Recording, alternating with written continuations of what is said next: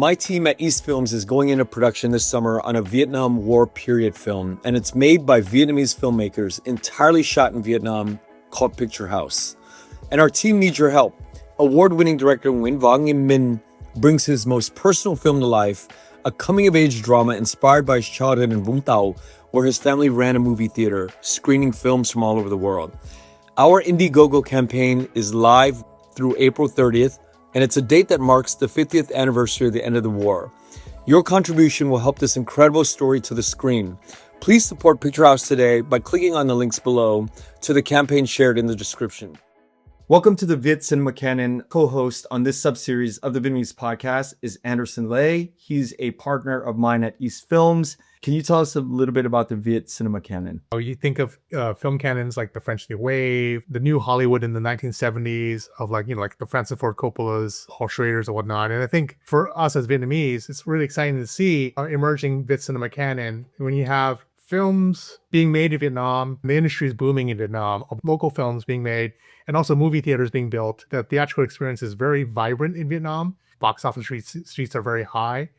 And then secondly, it's like you're seeing a lot of like art house films made by Vietnamese directors, traveling to major festivals like Cannes, Venice, Sundance, Busan Film Festival. So I think it's like we're at a moment, just a celebration, Vietnamese cinema artistry. Why these five? I feel like they represent a broad cross-section of some are established directors, some working in commercial films, maybe locally in Vietnam. A lot of these films, I think, are timeless, and I think they need to find an audience, especially with the Vietnamese community, because I think these films are very important. We are starting this series with Anh Minh. He is a film director here in the United States, and he's an award-winning filmmaker. Why did you start with him first? I just love his story because, he was born and raised in Vietnam and moved to France for schooling. And, he started as a scientist and then eventually became a filmmaker. Yeah. First two films traveled to major festivals like Locarno and Berlin Film Festival. His latest film production, it's in pre-production right now, it's going to shoot this summer in Vietnam, is called Picturehouse. And it's something that we wanted to get involved with East Films because it's basically inspired by his youth, growing up in Vũng Tàu, right? And like really much a coming of age story set during the backdrop of the Vietnam War. Picturehouse is really a Vietnam War set story, coming of age story, but made by Vietnamese. And an all Vietnamese crew shot in Vietnam. We love the story. And I think it's something that is something we want to support and, really kind of champion Anh Minh's work. Yeah, we are starting with Picturehouse, and we have an Indiegogo link at the bottom in the description. We hope you enjoyed the conversation with Anderson Lay and Anh Minh. Hi, Minh. Thank you for joining me on the Viet Cinema Canon. It's a sub-series, a part of the Vietnamese podcast with Kenneth Nguyen. You had a very interesting journey as an artist, and wanted to just touch base regarding that and also talk about pre-production on your next film, which I think is of great interest with the Vietnamese diaspora, especially. Anh Minh, how are you? I'm fine. Well, thank you for providing your opportunity. Let's talk about your journey. You're born in South Vietnam. Were you born? I was born in a small town in the south. That's called Vũng Tàu. At the basically the beginning of the Vietnam War. And also, it's unique because this is kind of tie into your next project, which was inspired by your kind of childhood and upbringing in Vũng Tàu, right? So your family owned and operated a theater, a movie theater. Little did I know that it was founded by my grandfather in the 30s under the French colonization, but it was later closed down after the War of Independence. And, the family went into a deep financial struggle, and it was abandoned for years until the arrival of the Allied troop that brought, among other things, a new economic opportunity to town. And my mother, during a dire financial situation of the family, she decided to borrow money and reopen the cinema. So you grew up watching films from around the world or just from Vietnam? From all around the world. Before the cinema, the kid in Vũng would just play on the beach and in such a pristine nature of a small coastal town. But the sudden arrival of the Allied troop that took over on the natural environment, basically the sand dune, the beach, and the beautiful whistling pine grove. So we end up having the something new, which is the cinema, come back in town. Very welcomed by the people. Of course, as a kid, I have a chance to watch many films from all over the world. At the time, the Vietnamese cinematic production is really minimal. There were just a few films, and but it gradually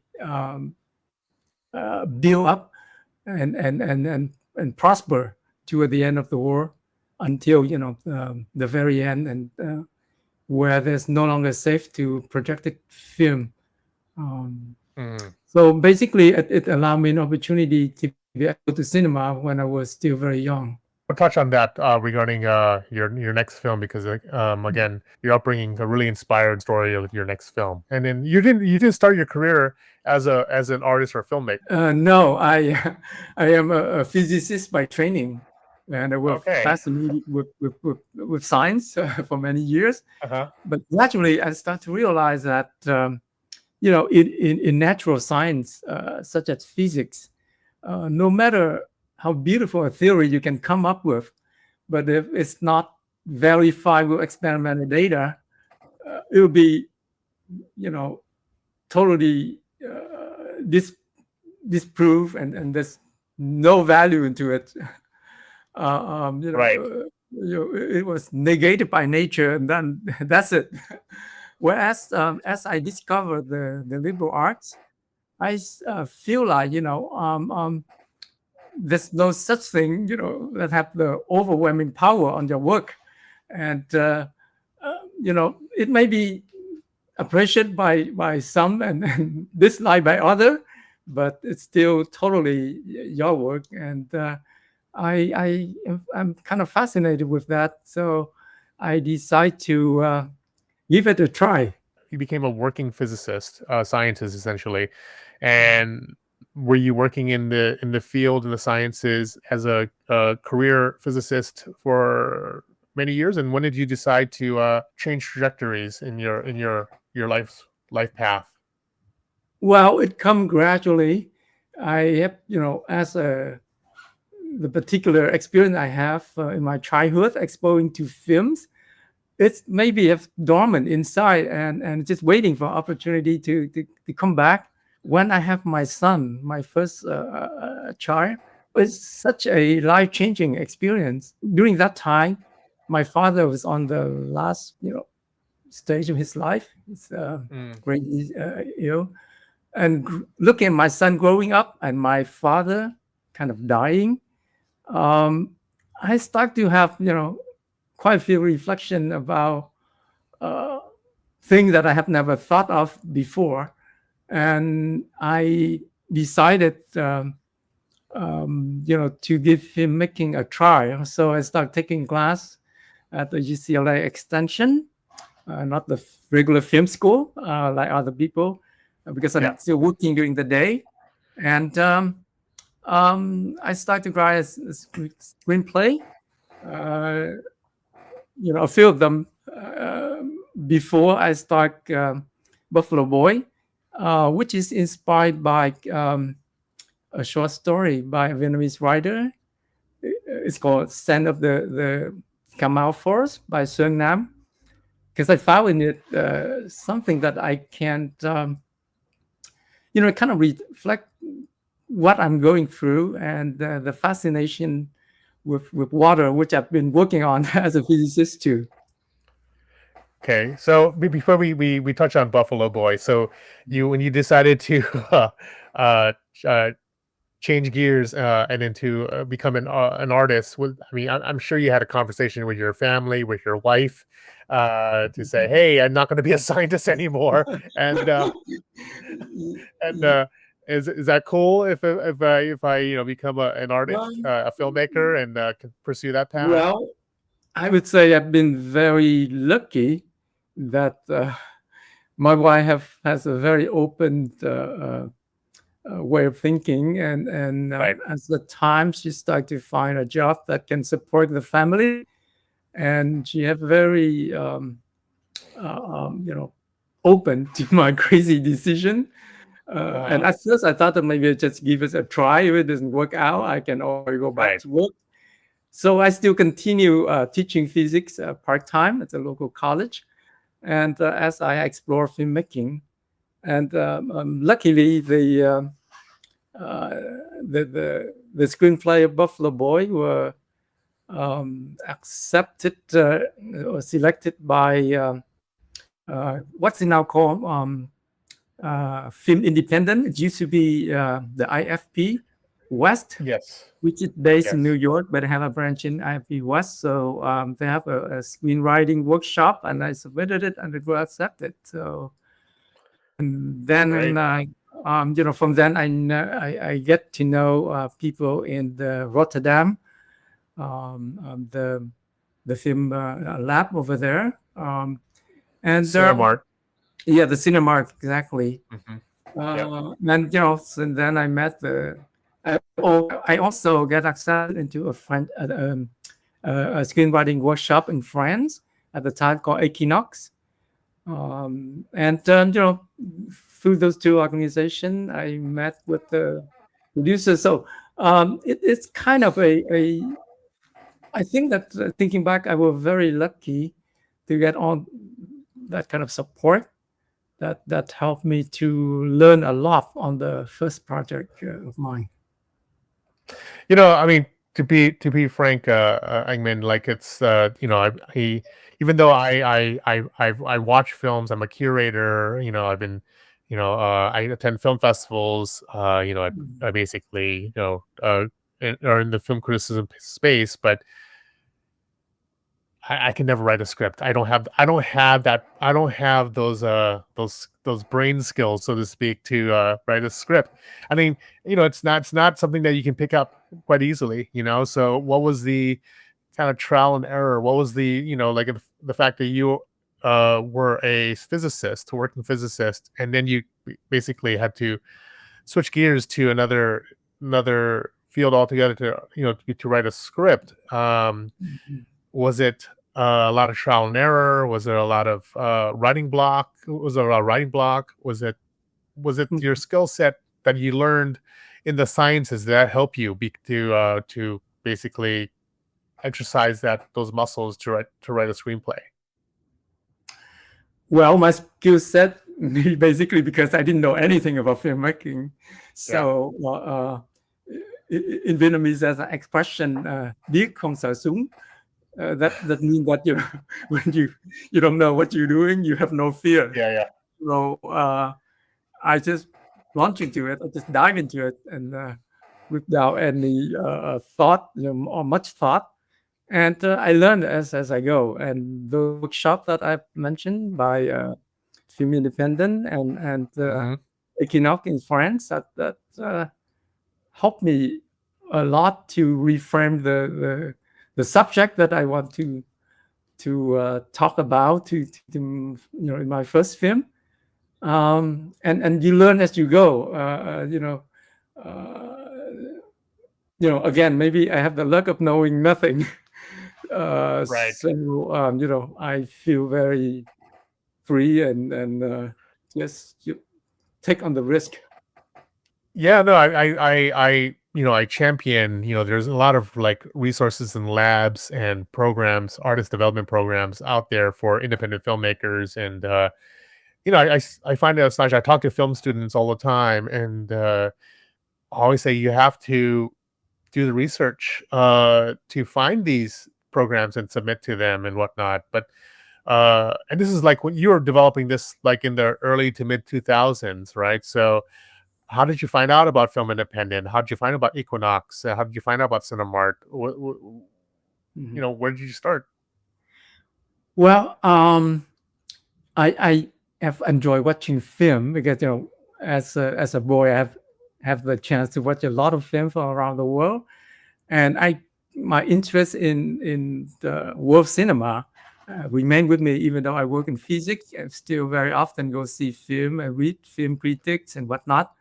So I came across a news on the LA Times that that's the French delegation that would come over to talk about a new workshop that they just opened up. I think the Grand Dame of French cinema. What's her name? She was very active in the new wave period. Anne Moreau, I think, if I remember correctly.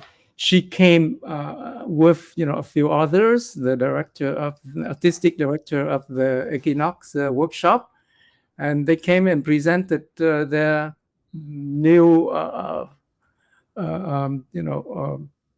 screenplay workshop that she encouraged everybody to submit.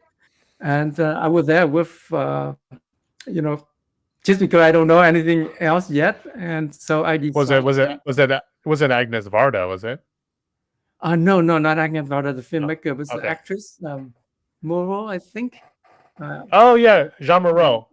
Right. Jean Moreau, yeah. Right. With that horrible French pronunciation. Right. She's really the Grand Dame Jean Moreau, yeah. in cinema. Yes, of course. And yes. she spoke with such a conviction, kind of hypnotic to me. And I said, wow, these people seem to be interesting. So I wrote a screenplay in English, and I sent it to them. And then they are interested. They asked me a few questions, and and then in a few weeks they sent me a letter acceptance. And I was so surprised, and I thought I'd just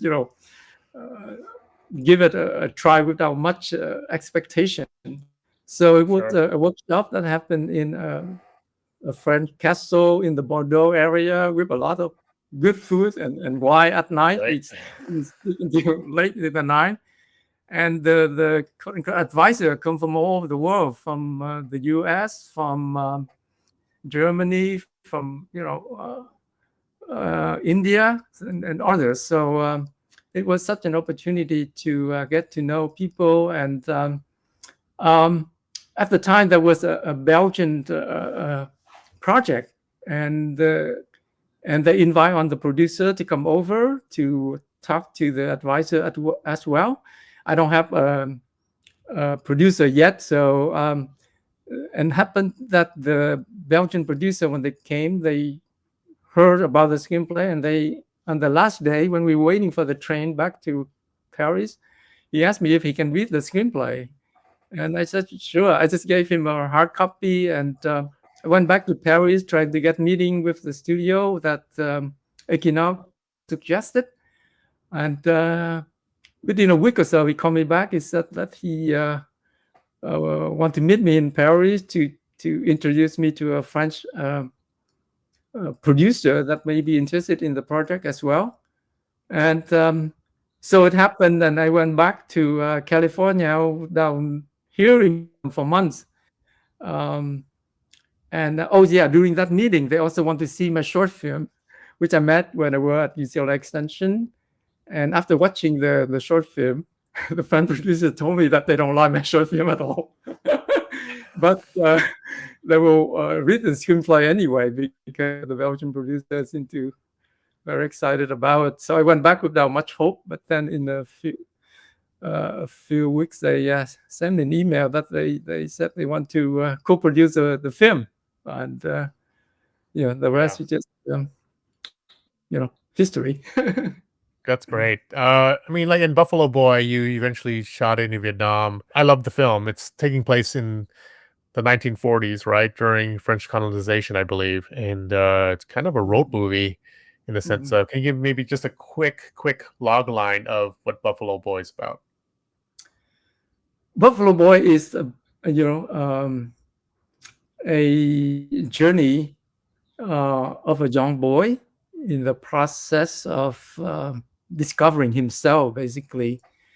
It was set in the southern tip of Vietnam during the flooding season, where water cover on the rice field. It's not like flooding onto the rice field, and it happened like practically overnight.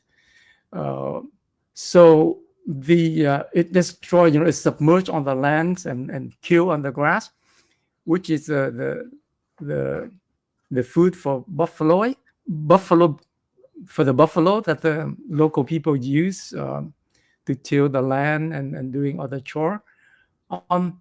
It's such a destructive force that the local people have to deal with. And within a few months, water just pulled back, and then submerged the land again, and the cultivation continued. So during those few months, people have to find a way to keep the buffalo alive by herding them over long distance to find grass, and that was the journey for the boy. So some have jokingly called it, it's a western on water. The name Buffalo Boys also kind of suggests that it's a journey in nature with such an really wonderful setting, and with an animal which is a domesticated animal, but at the same time wild. I thought that they have so many cinematic element in it. So when I first met the director of photography, I brought along two book about the paint of two painter that I thought that it lend itself to the visual image of the film. One is by an Italian painter by the name of Caravaggio, and the other is a French painter, de la Tour, that I want the film to emulate that kind of look. And he looked at me and said, "You know what you're talking about?" You're asking me to do, but he accepted to do the film, and at the time he's been very established in Europe. His name is Yves Cake. He had shot a film that won Cannes Golden Palm, and I have a chance to learn so much working with him and the European crew, and that's where really a stroke of luck that I can't. I was exposed to such a experienced and creative, highly creative people. Yeah, and then it were premiered at the Locarno Film Festival. Had a really long festival life. Went on to, I believe, Toronto and festivals like that, and also Busan, and also became Vietnam's official entry to the Academy Awards, right, for the best foreign language film. Is that correct? In 2006, Yes, I believe. Right, 2006. Yes. Mm-hmm. Yeah. So, and then so again, like talking about again, this is great because like you have like this common thread of water in your films, because like your next film is Nook 2030, which is, I would say, like a sci-fi noir.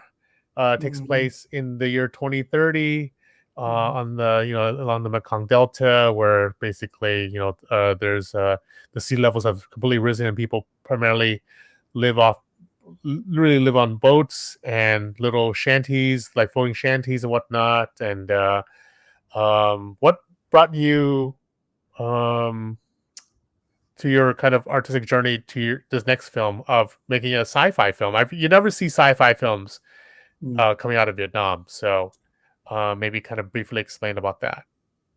Yeah, one can look at it as sci-fi, but to me, it's more like speculative film. Speculative fiction, yes. Very near future, because when I heard sci-fi, I think of something really far in the future. You think of Star Wars, yeah, exactly. So near future, near right. future. So I think more speculative. it's still very rooted in reality because it is happening there are rising sea levels everywhere, especially in the Mekong, right? So right, exactly. Yeah. Again, it's an opportunity to revisit the Mekong, even though we shot it in a different area of Vietnam.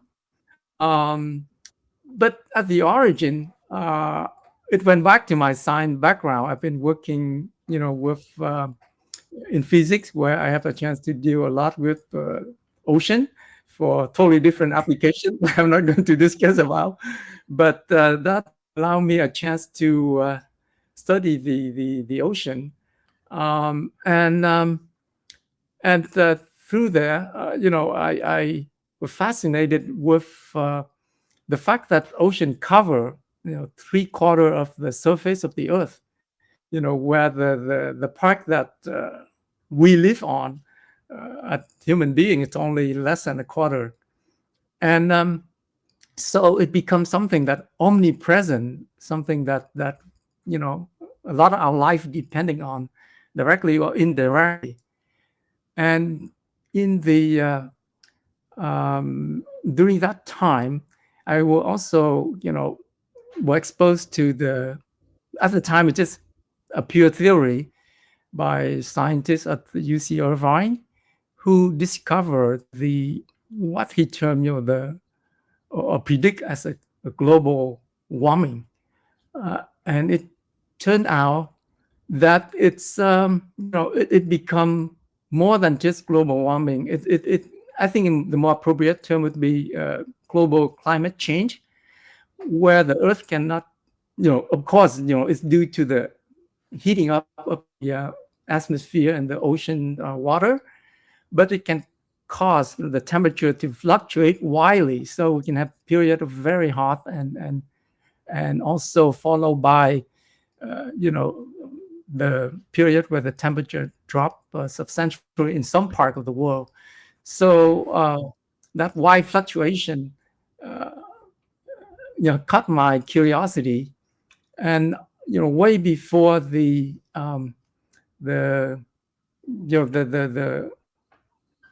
that the people start to realize things that happen, and there's still a lot of dispute about that until the confirmation, the experimental confirmation by NASA and other organizations, such as the United Nations. So in the back of my head, I've been fascinated with it, and then suddenly I will propose to make a film, set on the river in the South Vietnam, again in the Mekong Delta. But as I write the screenplay, I was thinking, and the story is supposed to happen in the year 2000s. So I was thinking, what if we shift it a little bit toward the future? For example, the year 2030, where the prediction have been, water will cover a good part of South Vietnam. I thought that'd be interesting. So I wrote a speculative screenplay. It was first not very welcome by the funder, but after months of discussion, they finally, opened to that idea, but with a shoestring budget. And then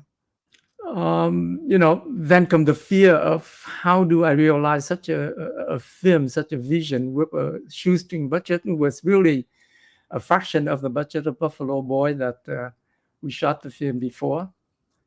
But I was so lucky that Stefan Gauger, a fellow Vietnamese filmmaker, a good friend of mine, who been so helpful. He suggests, he kind of introduced me to Bao Nguyen, who is a wonderful cinematographer and such a resourceful filmmaker. He not also provide the lyrical image for the film, but also some finance to the film from Tribeca Film Institute in New York. So with that we were able to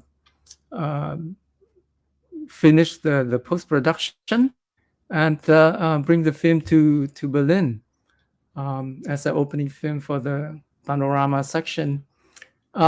Looking back, I thought it was such a long shot, but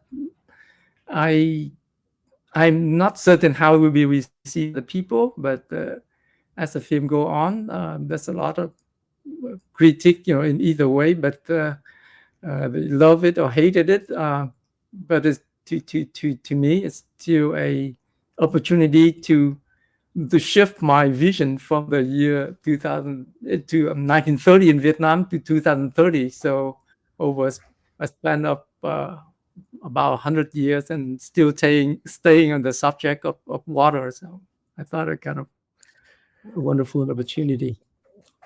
Yeah, it's great. Just over the years, meeting and becoming great friends with other fellow Vietnamese filmmakers like Stefan Gauger, who is no longer with us anymore. But he was very instrumental, especially in the indie film scene, especially in Vietnam and the U.S. And of course, Bao Nguyen is who was your DP and now has gone on to become a very notable director himself.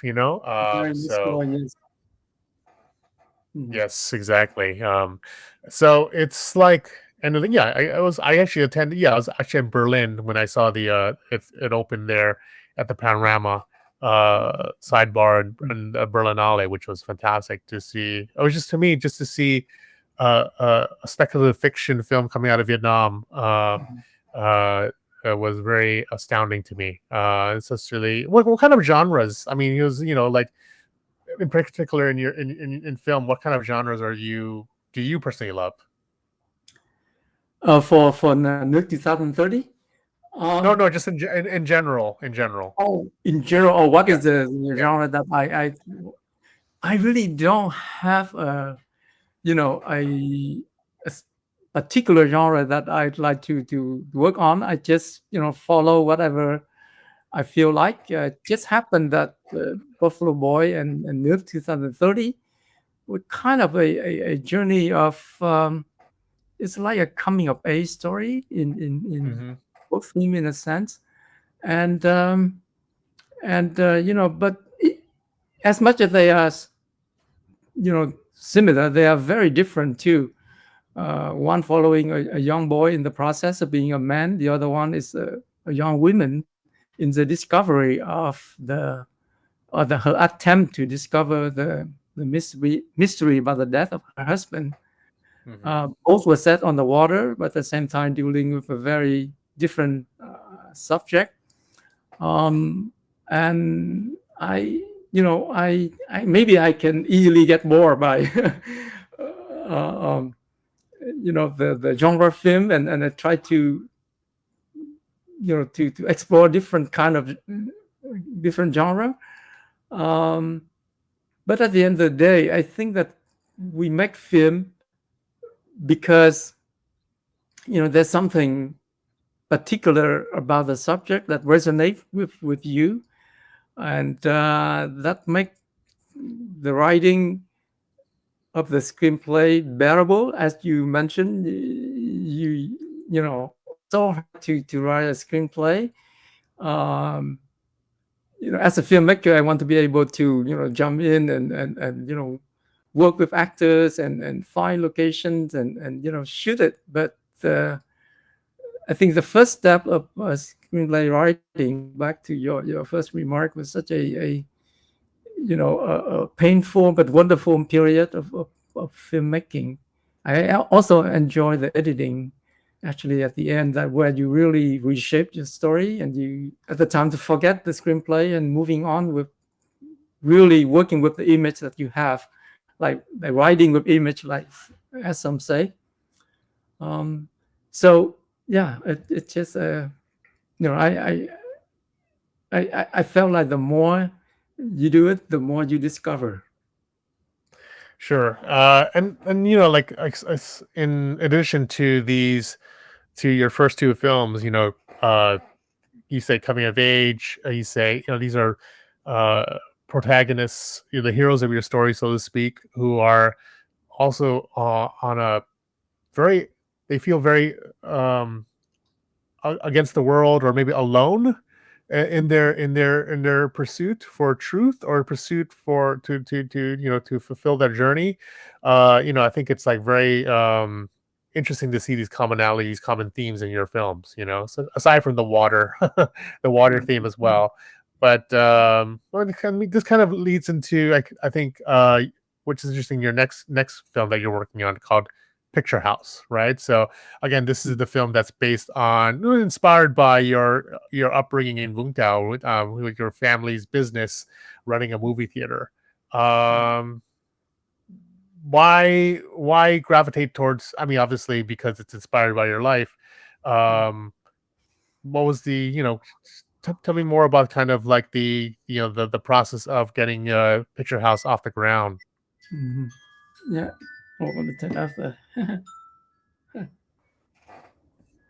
Okay. You're right. The Picturehouse is certainly it's a film that I feel the closest to me, maybe too close for comfort sometimes. Where you writing something that kind of inspired from your childhood.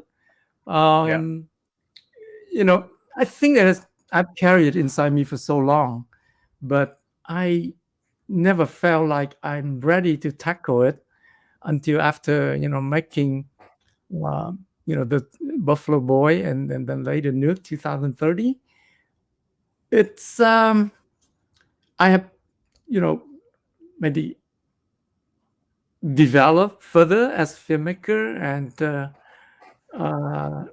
discover a kind of a style for myself, or I don't mean by that doing everything in the same way, but at least there's a certain understanding, a certain discovery about the visual language that I'm working on to tell story. And I feel much more confident to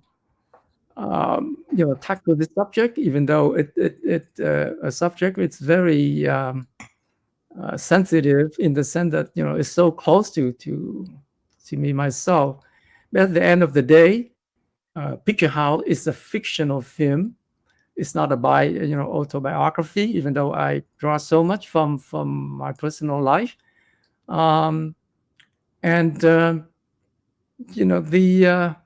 It's a soul searching journey. It helped me understand myself better, actually, as I write the screenplay. And it is a film that I thought,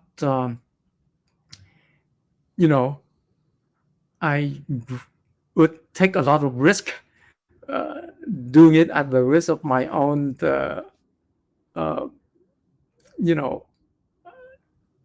insecurity about exposing too much of yourself. But at the end of the day, I think that for a fictional film to work, even though it's based on a factual element, it has to be very subjective to carry the emotion, to let the character, come into full life, and and of course, while respecting the authenticity of the emotion of the time, but the subjectivity and the raw emotion is what I'm really going after. Yeah, I mean, it's in a sense like again, I know this is a fiction film inspired by real life, but it's like I read the script and the outline and whatnot, and we discussed it before a few times, and it just it's definitely coming of age. It takes place over, I would say, like a span of like 10 years, maybe. Mhm. 15 years. As a yeah, where the boy becomes a man. That, and when you there's like the just the, especially happening in the with the background of the Vietnam War, very very apparent. The war happening.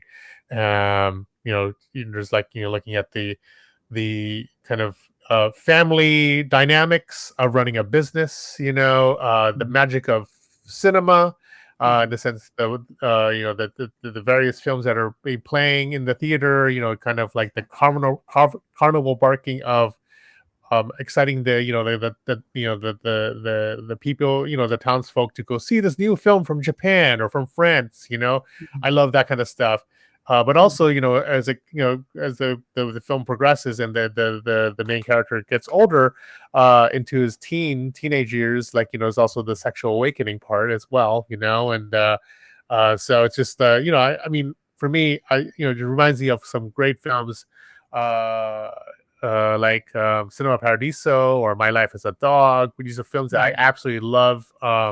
So just I think this is kind of, again, very unique to Vietnam in the sense of, again, and I think it's great that you're bringing kind of the authentic. You want to have it be true to the story, and also kind of like the just the war just being so right there, right? Even though it's in the background, it's very, very real.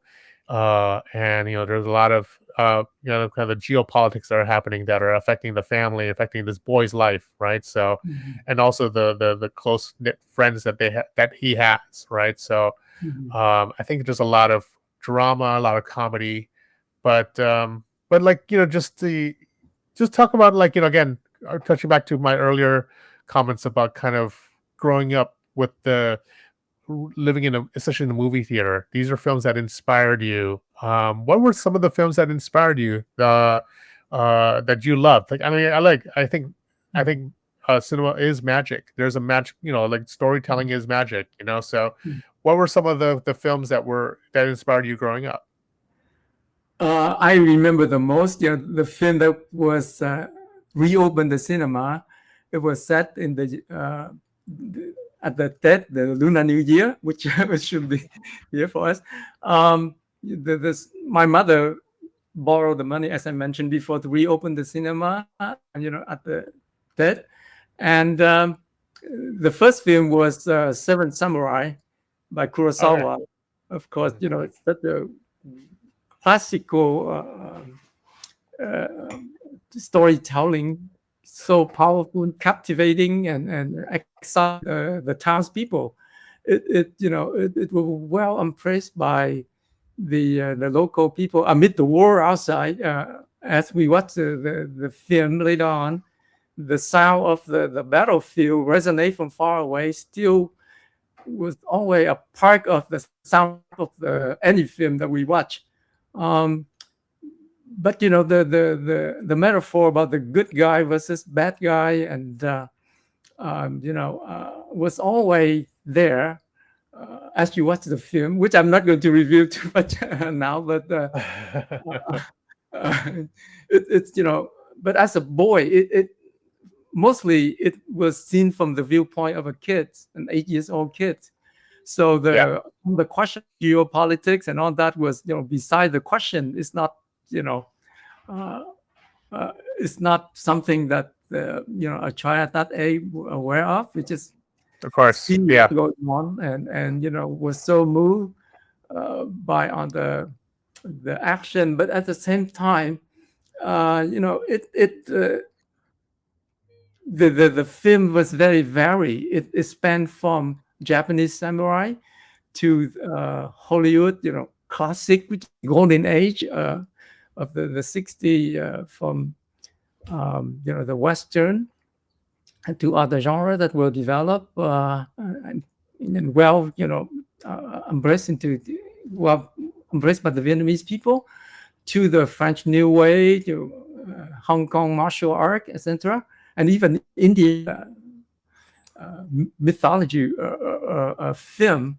I remember seeing, flying rugs, where people can sit on and flying over the ocean, and those are the images which stay with me forever. That's a diversity of film, and later on the development of the Vietnamese industry, and we start to have film first in black and white, later in color, etc., to the end of the war. So it kind of reflect somewhat the reality of Vietnam. And it's kind of a whole panorama of world cinema for an 8-year-old kid to see, as I grew up until a young adult.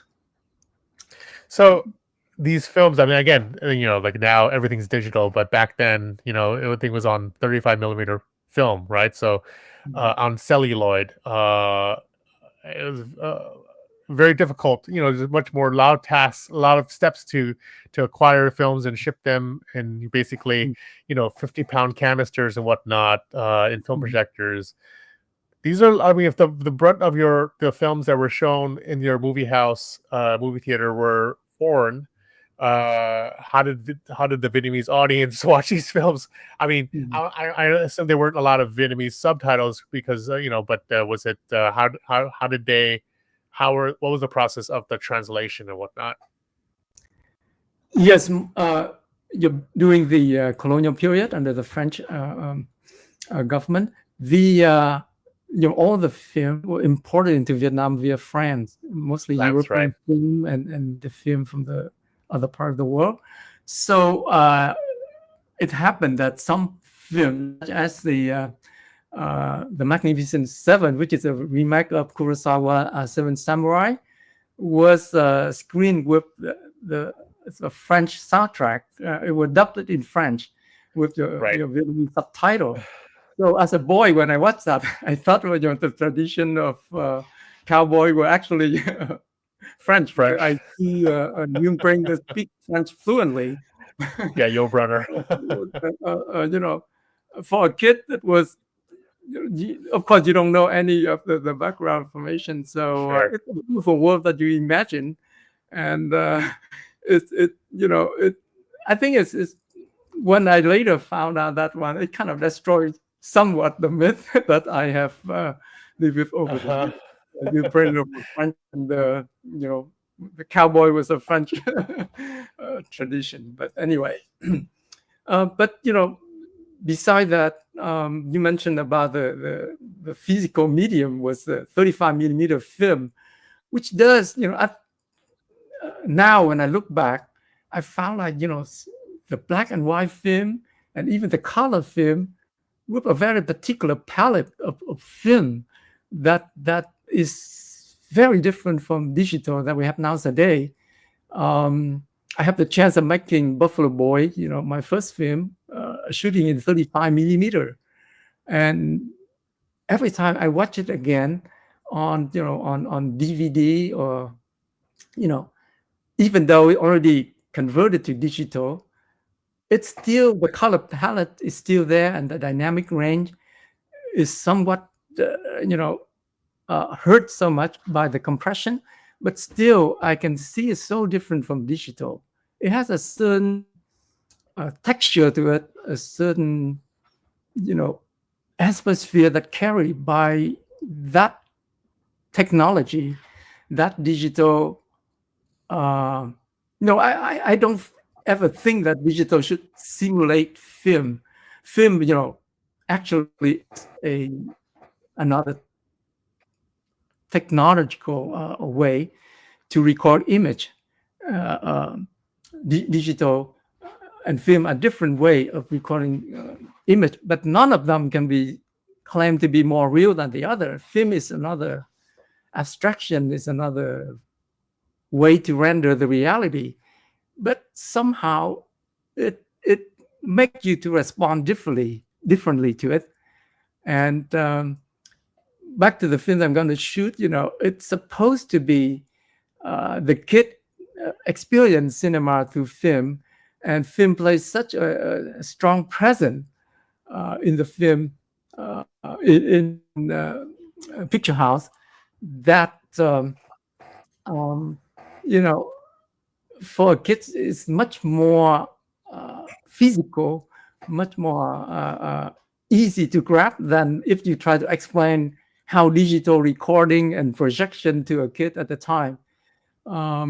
And again, there's some fascination with the way film looked to me now that I'm looking back. maybe because our generation have been exposed to the color palette and the dynamic range of film before we're exposed to digital. Maybe somebody grow up nowadays will not have the same, but I surprisingly discovered that film kind of coming back in vogue. In at least in still photo, young people start to use film camera again, and which is a great joy for me to observe that. And that's just maybe it's something innate into the way our eye look at nature. Again, I don't want to drift into physics. That's your physicist. I mean, again, it's just like, digital is like ones and zeros and whatnot. But when it comes to like film, and I'm speaking in very, very basic terms because I don't know the process of it, but there's the chemical reactions, it's space. It was like it's a living thing that's happening, that's striking these imprinting the actual film stock itself to create these images. I think that's very I'm just geeking on it, but it's also very romantic there's a romanticism to it, right? So exactly. Even a romanticism of actually just going into a movie theater. I mean, especially a movie theater in Wingtao in the middle of the war, or maybe the tail end of the war. It's like, people were going to see films to escape reality. That's basically it, So, and the fact that I love the fact that you were talking about like watching Seven Samurai in the movie theater, and then you can hear the war outside, like out in the distance and whatnot. I think it's just so surreal, I'm sure it was a very surreal experience, but back to Picturehouse, this is something that this is a project you're working on next, and it's been a journey. I think it's you and your producers have been working on, and again, you're going the art house indie festival route. You've gone to various film labs and project markets. You're at the Venice Film Festival, co-financing market, just to name one. And you're currently in pre-production. It's slated to shoot in sometime in the summer, definitely this year, right? But I think just the fact that we're also again, there are many outlets to raise financing, and like one of them is also crowdfunding, right? So we are just supporting your crowdfunding campaign to push this film into across the finish line to basically hit the ground running, basically to start production. So just really quickly, just to finalize our conversation here, it's like, what is the what are your kind of like for Picturehouse? I think it's what's great about your film, and also your whole all your films as a Vietnamese diaspora filmmaker. These are stories that I think are very unique. And what do you want them to represent, especially as you as yourself as an artist, but maybe in the grand scheme of things of the diaspora? Is there any maybe final remarks that you have regarding Picturehouse and why it's important? As a filmmaker in the diaspora, I think that not only myself but all the creative artists, the storyteller, have been struggling with the question of belonging and identity and whatnot. We do not exist in the vacuum. We exist in a certain society, and the diaspora created not by choice, but by a historical event that brought us to different corners of the world, and but we still feel Vietnamese in a sense. Even when we make film that's not necessarily directly has anything to do with Vietnam. There's a culture that we carry inside. There's a way of look at life, look at relationship, that maybe characterize us as Vietnamese, and I cherish that, and I never succumb to the idea that you have to be living in Vietnam to Vietnamese filmmaker. Everybody have a voice, a different sensitivity due to our background, our bringing up, and the environment we live in. I think what we try to grapple with is the easy trap of exoticizing a different culture. Like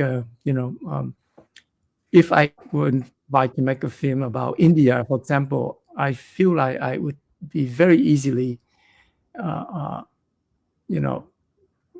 fascinated with an aspect of it and end up exoticize it for the sake of making the most sensational, the most beautiful film. And for Vietnamese filmmaker to make film in particular subject that close to the Vietnamese history, which is very tricky, and there's certain precaution, but also you don't want it to limit your creativity either. You want to stay very true to your vision and be respectful of the culture and history.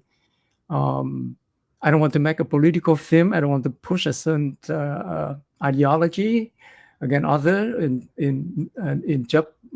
Nook 2030, the Vietnamese title of it is Chớp Bóng, which is we translated crudely with the flashing image. That's the word that the Vietnamese use for cinema. The Vietnamese word for cinema, and staying true with the viewpoint of the kids and the journey, how he grappled with growing up as a child during the war, the exposed to hypermasculinity with the presence of foreign troops, and the devastation of the war, this is to me a great challenge. So I would need every help I can, and I can help, I can have, and also having to make decision that may not be accepted or approved by a certain group of people or not, and that's a risk that sometimes you have to make. Well, I think your project, Picturehouse, I read the script. I think it's amazing. At the end of the day, it's a coming of age story. I love the family dynamics. I love the journey that your main character goes through. It's not that it's the war. It's not just happening during the war. There's really much in the background, in that sense. But of course, the effects are very real when it happens. When it especially affects the characters, your main characters as well. But I think it's a beautiful film, very much in the sense of just a kid who grows up and is just in a way the cinema, the picture house, the movie theater is kind of the refuge, not only for him, or sanctuary, not only for him but also for the other characters, for the town folk and whatnot. And I think it's something that I'm excited to see. So I wish you all the luck in getting this film made, and hopefully other people will help contribute to the crowdfunding campaign as well. So but I mean, I'm very a big fan of your work. I love that you're making films that are not that are unique, not only to for filmmaker like yourself, but also for the diaspora. Because again, the diaspora, like you said, is we're not a monolith. We're multitudes. We're a broad spectrum of different stories, different ideas, different perspectives, different experiences. So So I think it's what you're doing is very, very exciting and very lyrical, very beautiful, and also very, you're asking the sometimes serious questions that help allow us to basically kind of reflect, and I think it's very exciting to see you continue your journey as an artist. And we touch up on a little bit on your science background as well. So I think that's pretty cool too. That's very unique that you were a scientist and became a filmmaker. So, this concludes our conversation. Because the Viet Cinema Canon, and good luck to you, and we hope to see your film very, very soon. And also, I encourage people to seek out, I guess your previous. I mean, it's a little hard, I know we've been finding ways to get your other films into distribution, and then there were some issues with the rights and whatnot. But I think we are working on that to get your films Buffalo Boy and Nook 2030 out into the marketplace again. People can find them, but I think it's great to find ways to really get them restored to your liking, and then and get that imprimatur, that stamp of approval from kind of the from distributors and whatnot, to get it out there in a kosher fashion. So but so if for people out there not familiar with Nguyen Vo's work, I would highly recommend his films Buffalo Boy, Nook 2030, and hopefully and definitely Picturehouse, and hopefully we release in theaters sometime next year. So thank you very much, Minh, for joining me in this conversation. Well, thank you so much, Anderson.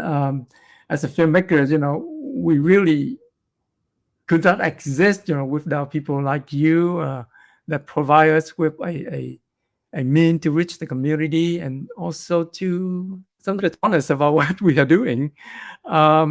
As a film critic, as a festival programmer, as a producer, I highly appreciate you, among other, that have played a very important part in Vietnamese cinema in the diaspora. So I really honored to have a chance to work with you. Same here. Thank you very much, Nguyen. Thank you for listening to The Vietnamese with Kenneth Nguyen. Special thanks to Brittany Tran, to Jane Nguyen, Catherine Nguyen, Tina Pham, Sydney Jamie, and Christo Trin. Please find us on Instagram, Facebook, and TikTok at The Vietnamese Podcast.